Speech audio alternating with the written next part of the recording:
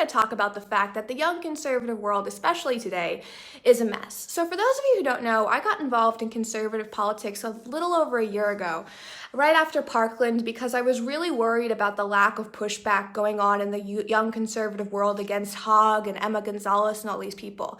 And my first foray into conservative politics was providing Charlie Kirk some information to stop Hogg, to at least throw some questioning into how great of a debater he was.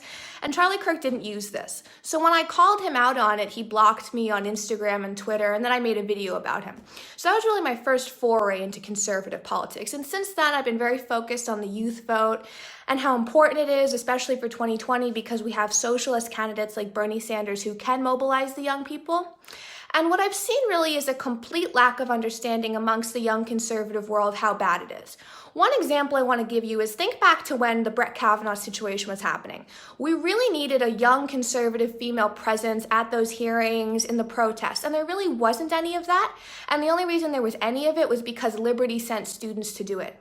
Now, the reason for this was because no young conservative leader was actually telling young people to go and participate in it, was actually telling young women, specifically young conservative women, that they had to be there. There was a complete abdication of responsibility in that situation. A lot of times I see people at young conservative leaders like, oh, you should get involved in this and do that. But you have to understand how little actually goes on. Think about this. Of the young conservative leaders that you guys know of, the ones that are verified on Twitter, there were pretty much none of them that ran voter registration drives for the 2018 midterms.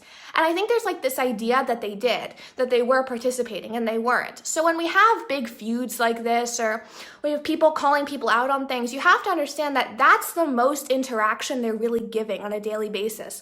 One thing that's very annoying in the young conservative world is if you question this, if you ask why we're not doing anything, you're called catty or jealous or all these words. I'm not catty or jealous. I don't really want to be in politics past 23. I'm not going to run for elected office. I'm just trying to tell you all what's really going on here.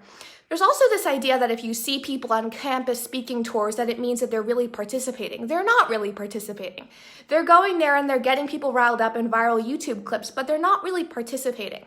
So right now with what you see today between Pearson and Kashuv or Tommy and Candace, these are the most interaction these people are actually having. They're not actually doing the kinds of things you think they're doing, even if they want to sometimes.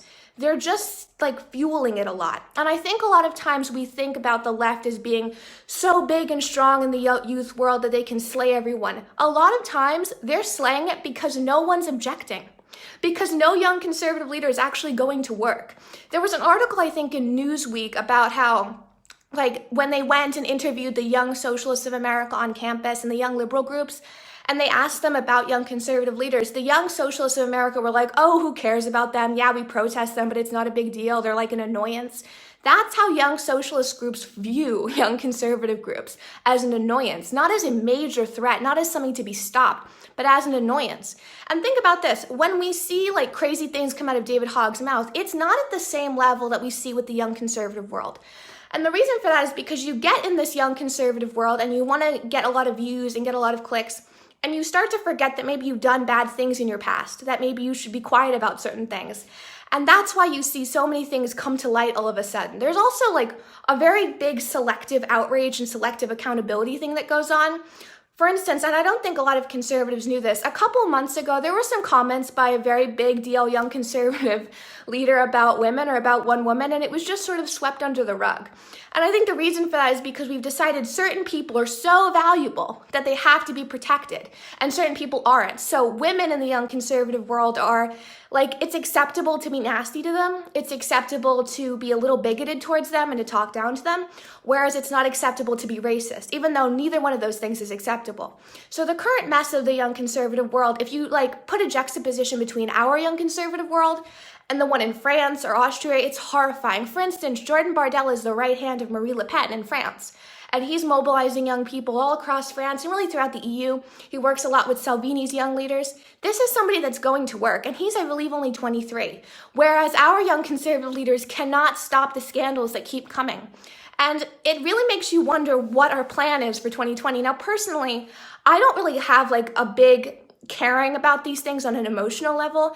This isn't really my world. But I do care when these are the people that have been vested with the responsibility from the White House. So when you're on Twitter, when you're engaging with young conservatives, ask them questions like, how many voter registration drives did you run? Did you mobilize young people to stand for Kavanaugh? Because you're not going to get the yes answers you think you are. And a lot of times the things that are covered up, it's so stupid to cover them up because they're going to come out later. And it just makes us all look stupid. So just have some transparency.